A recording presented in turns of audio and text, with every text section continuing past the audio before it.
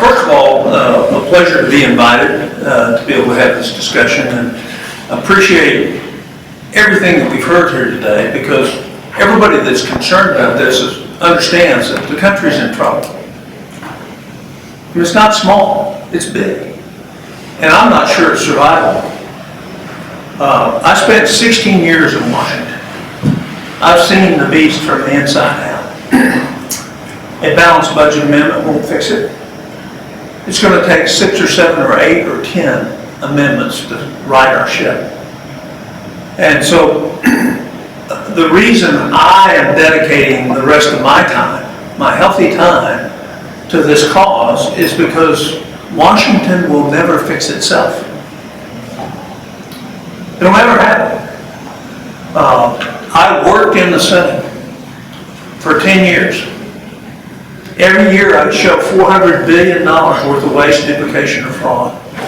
And my Republican colleagues lacked the courage to stand up and eliminate those programs. It wouldn't have made one difference to an American, but it would have made a great difference to those that are invested in the program, who are making a living off the program, but not actually helping people. So what we're all about is trying to fix our country, and the debate is what's the best way to do it? And unless you control, one of the things Peter said, unless you rebalance the balance of power in Washington, you won't have fixed anything. A balanced budget won't fix anything unless you add to it such hard requirements. And then you'll only fix 40% of what our problems are. So it's great that we're going to work to get a balanced budget. It's great what Nick's doing. It'll be a great experience, but the danger with it is if you have a balanced budget amendment and we're successful, and then people don't see the country change,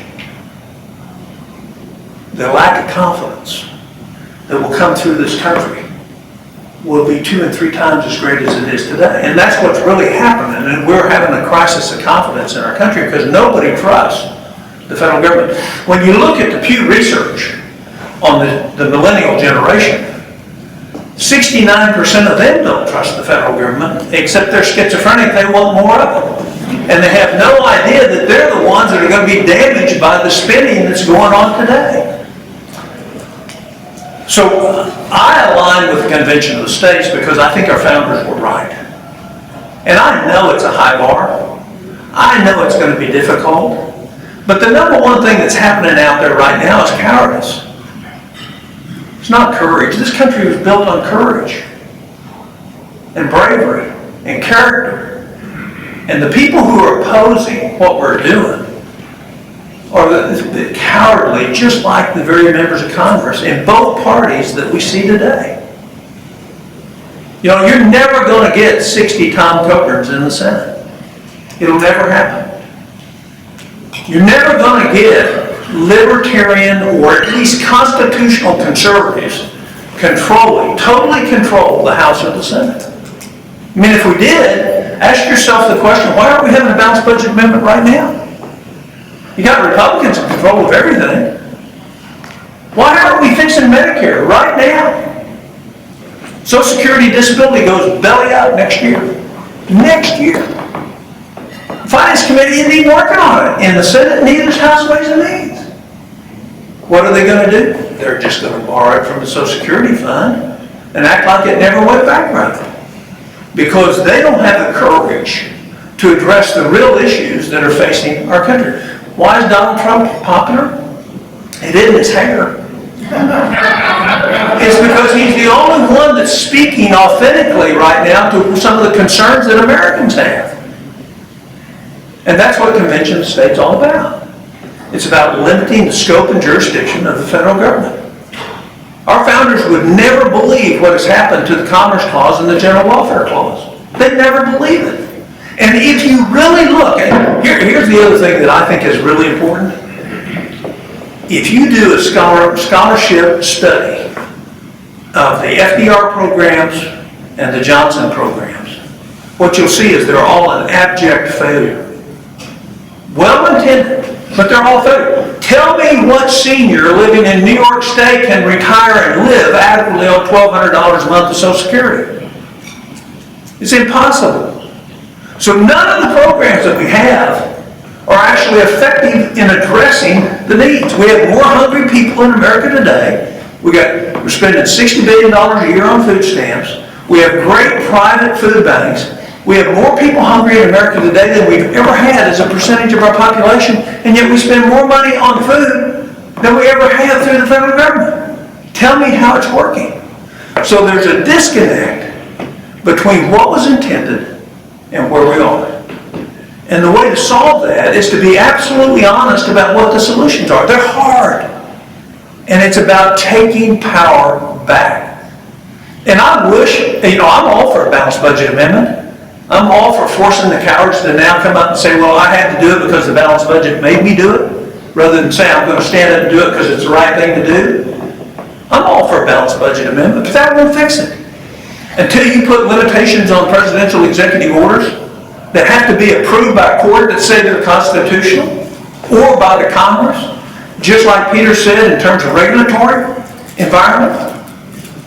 If our elected representatives ought to approve laws, more laws are written by the bureaucrats. Why does that happen? Because members of Congress don't like to write laws. Because they don't know what they're doing, so therefore they don't get into the specifics, and they say, well, let the bureaucracies figure it out. Ted Kennedy and I had a little impasse once on an NIH bill because he wanted to tell them what diseases they had to do and how much money they wanted to spend on it. And so I started offering amendments about what electron microscope they ought to have to buy. Because if we're smart enough to tell them exactly where they ought to be spending their money on which research grid, on which disease, then we're also smart enough to tell them what instruments and equipment they ought to buy. And so the point is we have lost the balance of power.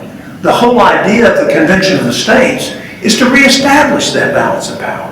And that would include a balanced budget amendment. But it also would put limitations on bureaucracies, which I want to tell you we need. It would put limitations on president. It would put term limits on judges. The average life expectancy when the country was founded was 62. The average judge appointed originally was 58. They served 4 years.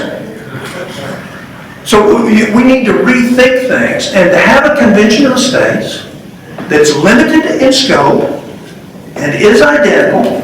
There'll be problems, there's no question, but the Constitution says the Congress shall. Doesn't say the Congress may, it says the Congress shall. So will they fight it? Sure. They're not going to want to give up power. But the only solution I see that actually solves our problem, as a physician, if you come to me and you've got chills, fever, and a cough, and your chest hurts, I'd make you feel better. But I won't solve your pneumonia unless I actually treat you with an antibiotic and go after the bacteria that's causing the pain, that's causing the cough, that's causing the fever, that's causing the elevated white count, and the night sweats. But if I cover all those up, which is what a balanced budget amendment will do, I want to solve the problem. So I want to fix it all. And I promise you, everybody that's in this battle wants the same thing. We want our country back. We want our freedom back. We want states' rights to reign supreme at the level of which our founders intended. And we don't want to be second fiddle to the federal government anymore. We want to restore the relationship between the federal government, and we want to rebalance again so we have an actual balance of power between the federal judiciary, the executive branch, and the legislative branch. And that won't happen with a balanced budget amendment. So it's great if we get it, but it won't solve our problems, and the letdown, if we were to get it, will be enormous because the problems won't be solved. Now I'm going to go back over some numbers that Peter, if I'm just about out of time, let me know, that Peter went through. Right now, the unfunded liabilities as of the end of this year was $142 trillion. The OMB said our deficit was $480 billion last year, but they forgot to tell you about $5.6 trillion increase in the unfunded liabilities. So the actual deficit to our kids last year was $6 trillion. Right now, every taxpayer in America is on the hook for $1 million in unfunded liability. $1 million. And the generation, the largest generation now, is the millennial generation.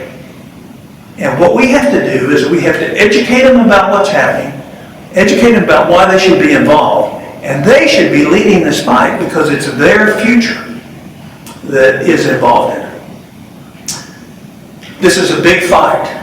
It's a high bar. Our founders intended it to be a high bar, but it's a serious battle. There'll come a time when the bid-to-cover ratio on U.S. Treasury bonds goes below 1. At that time, the game's over for us. Nobody knows when that is, but it's coming, and we're closer to it every day. And our debt-to-GDP ratio, everybody compares debt to GDP. That's a meaningless the economists like it because they don't have to talk about real-world things. But the fact is our debt, our true debt and unfunded liabilities is 2 times the entire net worth of the country. Think about that. Of all the assets in this great rich country, our net debt and long-term unfunded liabilities is twice what all the assets are in this country. And it's growing by about 10 to 15% per year. And the only way you fix that is for us to reestablish a balance between the states and the federal government through a convention of states that's limited, that's directed, that limits the powers that have created the mess in the first place, which means term limits on elected officials.